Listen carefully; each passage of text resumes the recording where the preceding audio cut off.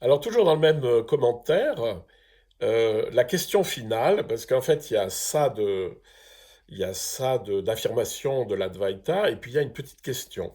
Et maintenant, je me penche sur la question. Peux-tu nous parler de l'ego, entre parenthèses, illusoire, dans cet éveil, entre parenthèses, non personnel et non égoïque, fermez la parenthèse, dans cette transformation? Alors, déjà, ça fait un tout petit peu euh, question fermée. Parce que tout est là, hein. L'ego est illusoire, l'éveil est non personnel, et il y a une transformation. Alors c'est vrai, c'est tout à fait vrai. Mais, enfin, c'est juste une question fermée, c'est-à-dire que, en fait, j'ai pas grand-chose à dire là-dessus. Par contre, je me pose la question de l'illusoire dans l'ego. Le danger, c'est ce que je vous ai dit dans une vidéo précédente, c'est de croire que illusoire, ça veut dire non existant. Et ça, c'est pas vrai, hein. Quand on va vous dire que les perceptions sont illusoires parce que ça ne représente pas la réalité telle qu'elle est, ce qui est vrai, ça ne veut pas dire que la réalité n'existe pas. C'est pas parce que mes sens me présentent la réalité d'une certaine manière qui ne correspondent pas à la réalité, parce que vous voyez des couleurs, mais dans la réalité, il n'y a pas de couleurs. Puis il y a des animaux qui voient d'autres couleurs. C'est pas pour autant que si mes sens perçoivent quelque chose, si je me rends compte que c'est pas tout à fait la réalité, c'est pas pour autant que la réalité n'existe pas. Peux-tu nous parler de l'ego illusoire? Alors, l'illusion, c'est que je suis identifié à ce que je crois être. Mais en fait, vous êtes beaucoup plus que ce que vous croyez. Alors, ça, vous vous en rendez parfois compte lorsque vous jouez quelque chose, ou vous faites du théâtre, ou vous prenez un rôle, etc. Puis d'un seul coup, vous vous rendez compte que vous n'avez pas réagi comme d'habitude, ou alors vous êtes dans un autre contexte.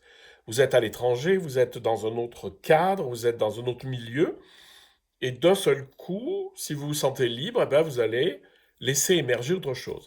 Donc en fait, tous mes conditionnements, ils sont très dépendants de la société qui m'entoure. Et tout ça, ça veut juste me faire comprendre que l'ego est illusoire dans la mesure où il n'y a pas de structure solide, stable, ontologiquement importante, mais il y a quand même quelque chose.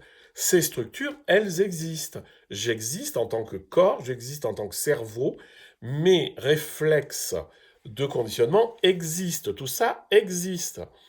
L'ego, c'est le fait d'y croire. C'est-à-dire de croire que c'est comme ça que je suis, pas autrement, hein. Ça fait penser un peu à l'histoire du petit canard, du vilain petit canard, vous savez, qui était persuadé qu'il était un vilain petit canard parce qu'il n'avait pas du tout la tronche d'un cygne. Enfin, oui, c'est ça, oui. Je me souviens plus de l'histoire, mais le vilain petit canard, en fait, il était identifié au canard parce qu'il avait été élevé avec des canards, mais en fait, c'était un cygne.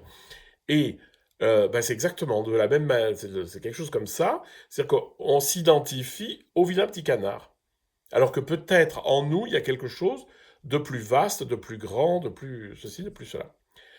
Dans cet éveil non personnel et non égoïque, d'abord ça c'est la définition de l'éveil.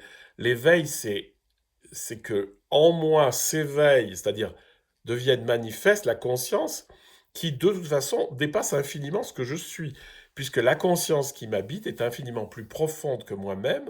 C'est pas juste, comme on l'a eu dit, la conscience c'est pas juste une petite fabrication du cerveau, mais l'éveil est par essence non personnel, puisque c'est l'expérience de la conscience qui est impersonnelle, puisqu'elle n'est pas liée à moi avec mes structures et avec mes conditionnements.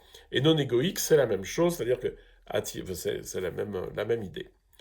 Dans cette transformation, alors la transformation et l'éveil sont deux choses différentes. L'éveil, c'est la prise de conscience de la conscience qui est en moi, qui n'est pas personnelle et qui est délivrée de l'ego. Et la transformation, c'est ce qui va se passer lorsque je pratique l'éveil au jour le jour, ça va me transformer, ça va me rendre plus conscient, plus aimant, plus ouvert, plus dilaté, comme dira Thérèse d'Avila.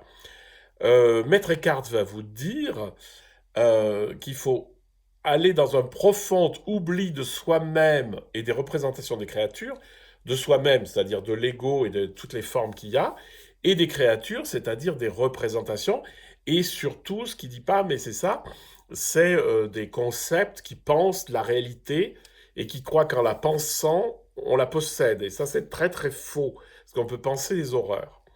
Voilà, donc c'est très simple.